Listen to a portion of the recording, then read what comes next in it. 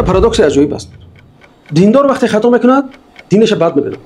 پولدار وقتی خطا میکنه چرا پولداریش بد نمیبینه؟ آیا مولا در حقیقت ارزش ملی خیانت میکنه؟ آیا مولا در حقیقت حامل فرهنگ بیگانه است؟ مؤسس دولت تاجیکستان خودش مولا بود. پدرش هم مولا بود، برادرش هم مولا بود، پدر کلامش هم مولا بود. همه اونها مولا بود. هر دفتر ادبیات سویتی تاجیک صدرالدین عینی مولا بود. مولاها نه تنها حافظ میراث ادبی ما هستند، بلکه آنها حافظ یا نگهداری عنعنه‌های ملی ما هستند. در حالی که ما تاجیک‌ها 100 ساله هاست که دولت اسلامی مسلمانی نداره. یعنی بعد از مغول کدام دولت اسلامی بود؟ یکم مولا دست یک خرده موندگی است به زنجیر مثلا. یکم مولا همین علم حرام گفت. استاد وقت‌های آخر نسبت مولاها تصورات‌های منفی پیدا شده است. با آنها همچون رمز جهالت مانعی ترقیات نگاه می‌کنند. به نام خداوند بخشنده مهربان. یعنی پیش از همه خوب باشه که در همین سال علاوه بعضی زیایی نماها میشد، چون از همه انسان و این شبهه ها برآمده شده است. مولا کی است؟ یعنی وقتی مولا میگیم شاید مردم یعنی که دو نگاه از یا نگاه‌های گوناگون است. نگاه‌های اساسی چی است؟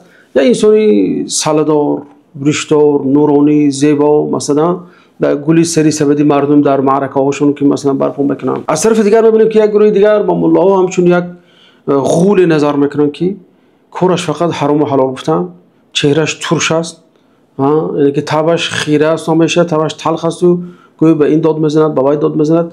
اینا خیلی یک تصویری از مولا نمودند. این همین به اصطلاح روشن فکر نما یا که زیایی نماها. لیکن سبب این چیز در چی است؟ که سببی اینقدر تصوری منفی نشان دادن از مولاها چی است؟ یعنی بگمان بنده این است که مولاها یک نفوذی به اندازه معنوی دارند در مردم. همین نفوذی به اندازه معنوی مولاها بالای مردم حسد بعضی رو میآورد. یعنی ببینید اگر ببینیم در تمام لحظه های زندگی با این چیز روبرو میشیم. مثلا میاد میگه که حضرت ما خواستگاری رفته استادم آیا همون اویل مثلا خوب است یا فلان اویل برام خواستگارم راست آیا اویل خوب است، داملا چی مصلحت میدید؟ یا اینکه مثلا میگه که داملا ما معامله تجارتی دارم آیا این معامله حلال است یا حرام است؟ همین معامله کنم یا نکنم، با فلان شریک شوم یا نشوم، فلان چه خرید خورم یا نخورم. یعنی در همه چی جنبه‌های حیات از مولاها مشورت بپرسن. لیکن پارادوکسی عجیب درجه است که مولا نه یگان سلطه دارد، نه یگان حکومت دارد، نه یگان لشکر دارد، نه یگان نظامی دارد، نه یگان چیز دیگه دارد، لیکن اینقدر نفوذی بلند دارد که هیچ کس شاید که در جامعه از این نفوذ از چنین نفوذ برخوردار نیست. انا که ببینید همین جمله‌ای که گفتم کمتر شرح میدم. حضور مولا در مرحله‌های حیات انسان، یعنی چی تاجیک باشد چی ازبک باشد من مردم با ببینید در آغاز حیات وقتی که کودک تولد میشود میان داملا میگه که حضرت فرزند داشتم نامش چی مونه، حضرت تبرکم به گوش طفل ما اذان گوید، حضرت این بچه ختنه کرنده کار است. یعنی ببینید اولین چیزی که به گوش هم طفل مسلمان میدارد این چی است؟ نام الله تعالی است. وقتی هم جوانم شد چی؟ وقتی که جوانم شد وقتی بچه به خانه بخت قدم ماندن باشد میگن حضرت بچه نیکو کردنده کار است. یعنی همین پیوند مقدس حیاتی که برای هر یک انسان این یک زیباترین لحظه هست، حتما اونجا مولا هم شریک است با اون. یعنی میگوید همین عقد هم مولا میگذارند. یعنی عقدی که چی است؟ مقدس است و مستحکم است بین شوهر و زن. نه تنها این در روز دشواری هم میچینی. یعنی وقتی انسان مثلا مسافرت میره از مولا چی دعای سفر میگیره. وقتی انسان مثلا پسرش پدرش گوش نمیکند پدر میاد از داملا مثلا بپرسه که داملا چیکار کنه این بچه من گپ گوش نمیکنه یک نصیحت کنه.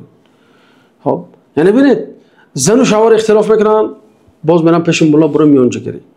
در تمام لحظه های حیات ببینید هم در شیرینی هم در تلخی.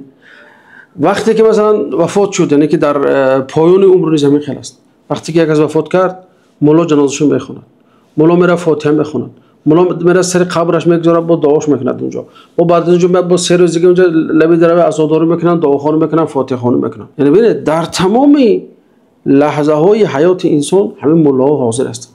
این در حقیقت یک مکانت معنوی بزرگی دارن که در جامعه هیچ کس نداره. لیکن با وجود این بیچاره مظلوم ترین حساب میشن، چون تهمت و وای بالاش زیاد است. یعنی مولا یک نیروی معنوی دارد که یا اون کس ندارد نیست. میتونم گفت که هم از این چیز محروم است. ببینید یک مجلس اگر وقت تشکیل کردن شود مجلس پدر و مادرم میشد در مکتب، مجلس در محله خانم میشد، مجلس در فلان جا میشد. چی قدر عذاب بود. یعنی مردم میرن ورق میتن امضا میکنن، باید بیای حتما نبیای، این است اون است. لیکن مولا وقتی ببینه یک کلمه الله اکبر بگه، انسان‌ها جاگاهی شیرین شد، یعنی که جاگاه گرم شده ترک میکنن میرن نماز میخونند. بند تاجر تجارت چه بس میکنن میرن نماز، کاسبش بس میکنن میرن نماز خونیش میکنن. زمستان از بهار از گرمی از خنکی است، یا عباره الله اکبر همه مردم میبرند اونجا. یعنی که یک نفر همه یک فریاد کردنش، یعنی که فیقان زدنش با اذان بانگ زدنش میان مردم نماز میرن، در حالی که چه گفتم در مجلس ها چیزی دیده نمیشه. این همون چیز از نفوذ معنوی هست. روز جمعه هم ببینید هر جمعه ایش که اونا رو دعوت نمیکنه، یک کلمه الله اکبر میشه یا نشود که مردم برن نماز جمعه بخونن. که البته این یعنی که مکانت و مقام و معنوی بزرگی این مولا نشون میده. لیکن همین تاریخی همین بدبینی چی است؟ تاریخ شیطان سازی از ملاها از کی سر میشه؟ بازم میرم به همین زمان بولشویک‌ها. دوستان وقتی که اونها که به همین سرزمین وارد شدن، اول شده یعنی که اونها همین قشر جامعه رو هدف گرفتن، قشر روحانی ها رو، غیر از اینکه به اون بایهای و ثروتمندان مثلا چی داشتن. درست است، یعنی که روحانی مسلمان و غیر مسلمان رو جدا نکنن، اونا به همه روحانی برخورد بد داشتن بولشویک‌ها. لیکن ببینید اونا خودشون نماینده طبقه کارگر میدونستن، شیعه‌شون هم دیکتاتوری پرولتاریات بود بالی دیگرها. خب بنابراین به الیت دینی و نخبگان دینی ما خیلی نفرت زیاد داشتن. ببینید در سالهای 20 و 30 اینقدر بالا شد، فشار اومد، اینقدر مثلا رسانه بلشویکی یک طرفه بود. اون زمان رسانه‌های الटरनेटिव وجود نداشت، فقط همون حزبی مثلا بلشویک‌ها داشت که اونا چیزی می‌خواستن مثلا پهن می‌کردن. علاوه بر این مثلا همون زمانی که ترویکا برآمد، یا که همون خیلی میگن کراوی کارل که همون یژاف که اون زمان رئیس NKVD بود، مثلا ترویکا تشکیل کرد، اینقدر بالی مردم ظلم کرد، اینقدر بالی ملا ظلم کرد، لیکن با وجود این مکانت معنوی رو از اونها کشته گرفتن نتونست. مردم تا همین خود شوروی تمام شدن هم مثلا همیشه نکاحشون بود، میرفتن زکس هم میکردن، اینا نکاح هم میکردن، به نکاح هیچ جا نمیرفتن، یعنی جنازه هم خیلی چیز بود، نتونستن این چیز از مردم دور کنن. خب این یکمش است. دومش وقتی که نیمیسا بیان که آلمان کریم گرفت، در اونجا یک چی تشکیل شد؟ لگیون ترکستان تشکیل شد. یعنی اونها آسیا میانه منطقهش همه خیلی نام گذاشتن نیمیسا. این من نگذاشتم بعضی شاهنشاهان به هجوم کنه منه، این اونها گذاشتن. بعد اونجا وقتی که همین لگیون تشکیل شد، گویا که به همون طبق اخباری که جاسوسای مثلا NKVD به مسکو خبر میدن، گویا که ملاها گویا مردم چی میکردن، بیاد زیدین با اون آلمانیا یک شب زیده و جنگ کنه زید شوروی. خب این هم یکی از سبب‌های شد که همین رژیم بلشویک‌ها علیه ملاها، یعنی که ملاها رو از ملاها شیطان سازی کنن، یک چهره شیطانی ساختن از ملاها. یعنی یک ملا اگر خیانت کند این معنی چه داره؟ دیگه باید که همین ملاها دیگه خیانتکار باشن. یا پارادوکس عجیب است. دیندار وقتی خطا میکند دینش بد میبینن.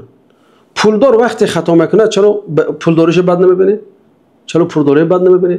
دکتر وقتی خطا میکند چرا نسبت دکتر کینه و عداوت پیدا نمیکنه نسبت پزشکی و دکتری؟ یا وقتی که مثلا جنایتایی که میدونن در فلسطین، اسرائیل و آمریکا اونا کودک کشی میکنن، یا در اوکراین اینچنین انسان کشی میشود، چرا کسی دنیویت و سکولاریسم اونها رو به یاد نمیآورد؟ چرا وقتی که بمب اتمی پخته میشود چرا علمای شیمیک و فیزیک و این علمای اتمی و هسته‌ای رو کسی بدبینی نمیکنه؟ در حالی که اونها یک چیز اختراع کردن که صدها هزار انسان رو کشته شده است. دیدید پارادوکس؟ ببینید باز بعد از اون که جنگ دوم جهانی سر شد، دیگه کمتر سیاست نسبت دین و دینداری به شکل عام به همه دین‌ها، چه روس پروتستانی باشد، چه یهودی باشد، چه مسلمانی، چه شد کمتر سیاست نرم پیش گرفت حکومت و اجازه داد مفتیات ها تشکیل شدند. خب خیلی مفتیات هم بسیار برای خاطر نظارت کردن از بالای دیندارا بود، نه اینکه مثلا از برای مسلمانان آزادی داده باشند. خب بعدم که استقلالیت شد، بعضی زیایی نماها یا روشن فکر نماها آمدن عیناً همون نظرشون بشه همون نظر چیزای بلشویکی بود، یعنی که همون استریوتیپ‌های کهنه خب از همون پیروی میکرد. ببینید وقتی که برای اونم ملا گفته میشد یک شخص ژنده‌پوشی، ناتراشی، دشمن ملتی، خائن ملتی، یا شخصی که انسان رو با ارتجاعی میکشد به کهنه پرستی دعوت میکند، یا شخصی که پیشروی رو نمیخواهد، این همین خیلی ملاها رو چی کردن؟ در ذهن مردم همین شک تصور کنند. یعنی که یک جالب است اونها میگن که این ملاها ارزش‌های ملی رعایت نمیکنند. یعنی عجیبش این است که همین ارزش ملی که اونها میگویند اونها فقط به ارزش تو اسلامی احترام قائل هستند، به ارزش اسلامی احترام قائل نیستند. راست و دروغ میگن که حافظ گفت و سعدی گفت و اینا، لیکن وقتی ارزش ملی میگن همیشه ذهنشون چی میره؟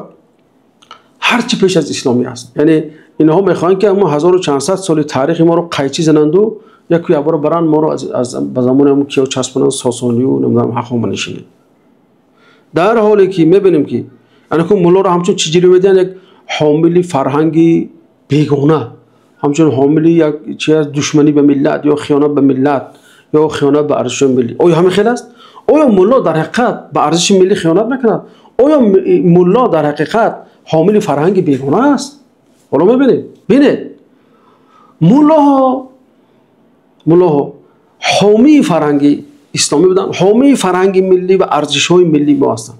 دلیل چی؟ دلیل بفرمایید. ببینید تمام همین آسیای میانه محض همین ملاها بودن که میراث ادبی گذشته رو به ما آورده رسوند. ناگفته از اون که مؤسس دولت تاجیکان خودش ملا بود، پدرش هم ملا بود، برادرش هم ملا بود، پدر کلامش هم ملا بود، همه اونها ملا بودن. راویای حدیث هم بودن. ما چه خیلی در سامانی و صحبت کردیم اطرافشون. چه خیلی ملا خیانتکار میشده است.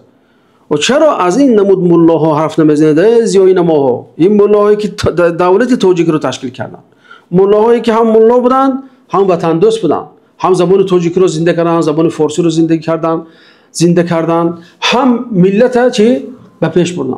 و محض در زمان همینا بود که تاجیکا پیشروی کردن. محض در زمان همینا بود که ما سینادار شدیم و رودکیدار شدیم و فارابی و خوارزمی و بیرونی اینا برآمدن. همش سردفتر ادبیات سویتی تاجیک صدرالدین عینی ملا بود.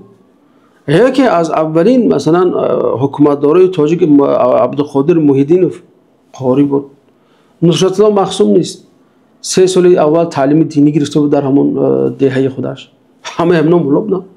امروز ما مثلا نصرت الله مخصوم خدا رحمت کنه قهرمان خود میدونیم. همین شخصی که در همین چیزی دینی تربیت یافته است، صدرالدین عینی در مکتب دینی تربیت یافته است. خیلی با میاد میگه که ملا خیانتکار بود و ملا ارزش ملی رعایت نمیکرد. یعنی ببینید دلخواه شاعر و نویسنده‌های گذشته ما ببینید، یعنی که در مسئله ارزش ملی است، همش با بسم الله شروع میکنند، همش الحمدلله میگه، همش و صلوات و سلام علی رسول الله میگه. یعنی ببینید که مثلا احمد دانش در کتاب معیار التدین وقتی مقدمه‌اش میخونی عجایب در مولوی احمد دانش دست میبرد. برادر ببینید یگون حلقه درسی پیش از مثلا انقلاب شوروی باشد، خب بعد انقلاب شوروی باشد خالی از کتاب سعدی نبود، خالی از بستان سعدی نبود، از گلستان سعدی نبود. یعنی حافظ شیرازی هم میخوندن، کتاب عبدالرحمن جامی هم میخوندن، بیدین هم میخوندن. همین ملاها بودن که همیشه حفظ کرده اومدن برای ما. کدام قشر این حفظ میکرد نماشن اگر ملا هم نمی آوردن. یعنی که ملاها نه تنها حافظ میراث ادبی ما هستند، بلکه آنها حافظی یا نگهداری عنعنه‌های ملی ما نیز هستند. یگان ملای دیده که تاقی نداشته باشد، یگان ملای دیده که مثلا سالن داشته باشد، یا همون لباسی دراز همون جلک تاجیکی نداشته باشد، یا از زیر اون دیگه هم کرته و پیراهن تاجیکی نداشته باشد. نه تنها میراث ادبی بلکه عنعنه‌های ما رو نیز اونها حفظ کرده آمدن. کدام زیایی دیده که تاقی پوشد، شاید از تاقی پوشش شرم دارد، برای شلپه پوشد، گردنش شرف می‌زند، یک عینک می‌ماند، فکر می‌کند همین نماد دیگه همین گویی که نماد باشد، زیاییگی باشد و روشن فکری باشد. اگه قیاس کنه کدام به ارزش ملی بسیارتر پابندتر است، چی از جهت مظهر گیریم، چی از جهت معنوان گیریم. یعنی ملا به سنت‌های گذشته، به سنت‌های اجدادشون وفادار بودن. یک تهمت دیگری که به این ملا زده می‌شود این است که گویی که ملا به پیشرفت علمی ضد باشند، نمی‌خواهند که علم پیش رود. در حالی که وقت اولین علمای ما، اولین شیمیک و فیزیک و متماتیک و ریاضی و فلک و اینا بودن، همه اینا ملا بودن. همه ابن سینا وقتش قرآن آزاد کرده است، خیام آزاد کرده است، حافظ هم آزاد کرده است، سعدی هم آزاد کرده است. این چرا؟ یکی در برابر هم فلکدان بود، هم علم نجوم می‌دونست، هم ریاضیات می‌دونست، هم طب می‌دونست، هم فلان می‌دونست. کجا دیده که اسلام مقابل همین علم باشه؟ در حالی که ما تاجیکا 100 ساله هاست که دولت اسلامی مسلمانی نداره. یعنی بعد از مغول کدام دولت اسلامی بود؟ که میآیند و همین قفاروی را که بالی ملاها بر میکنن. کدام دولت اسلامی بود؟ تیموری که سلاله بود که برای خاطر سلاله خودش جنگ میکرد. بعد این شیبانی اومد، شیبانی هم غمی اسلام داشت؟ نه البته غمی سلاله خودش داشت. اشترخان عینا نمیخیل، منقیت عینا نمیخیل. یکم اینا پروای اسلام نداشتن. اینا هیچ کس به این مسلمانی یا دولت اسلامی هم نمیگه اینا رو. اینا یک سلوله‌ای بودن که در فکری فقط همون خیلی در دست خود نگاه داشتن حکومت دیگه هیچ پروا نداشتن. ببینید کدوم مولا هم گفت که هی شما ژنتیک نخونه، شما فیزیک نخونه، شما شیمی نخونه، شما مثلا هوش مصنوعی کار نکنید، یا شما رو نگفت که آمده مثل استیو جابز یا که بیل گیتس نشوه یا مثل ایلان ماسک نشوه. یا اون کس گفت شما رو یکم مولا دست یکم قبضه موندگی است به زنجیر مثلا. یکم مولا همین علم حرام گفت نگفت از البته آخه چرا این تهمت بالی مولا است خیلی. یعنی بنابراین مولا باز تکرار شده میگم که نگهبان ارزش‌های ملی بود، حامل فرهنگ ملی بود. یعنی یک پول ارتباطی هست بین گذشته و آینده. بنابراین ما وقتی آن رسیده است که از استریوتیپ‌های بلشویکی دست کشیم. یعنی که به مولا همچون دشمن نگاه نکنید. مولا یک شخص وطن دوست است. مولا هم صاحب همون وطن است. مولا هم وطن خودش دوست می‌دارد. و مولا هم خیلی گفتم ارزش‌های ملی رو از همه دیده بسیارتر قدردانی میکنه. یعنی همون دل خواه مولا چهره شگیری به چهره ابو عبدالله رودکی مثلا قیاس کن، دل خواه مولا چهره شگیری به سعادت قیاس کن. کدام از اینا با اون نیاگان نزدیکتر است؟ اون زیایی که مثلا شبکوی و شلاپه میپوشد و شرف میپوشد و عینک میزنه دستش چی دارد او با اون مانند است یا اینکه این مولایی که میبینید؟ من نمیگم که مولا معصومند و بیگناهند، لیکن من به شکلی هم در همین قشر صحبت میکنم، در قشر مولا قبض شده. البته انسان‌های نفوذی هستن، بیناشون انسان‌هایی هستن که ملاقات همچون یک وسیله دخلی دنیوی کردند و اپشتون زندگی میکنند، اپشتون نام میخوانند، اپشتون این میکنند. این دیگه است، حساب ما با اینا دیگه است. یعنی ما اینجا درباره ملاهای حقی صحبت داریم برادر عزیز. جهان معاصر را بحران معنوی فرا گرفته است. نمیتوان اهمیت کسانی را که مشعل هدایت و مشعل معنویات رو فروزان نگه داشتند نادیده گرفت.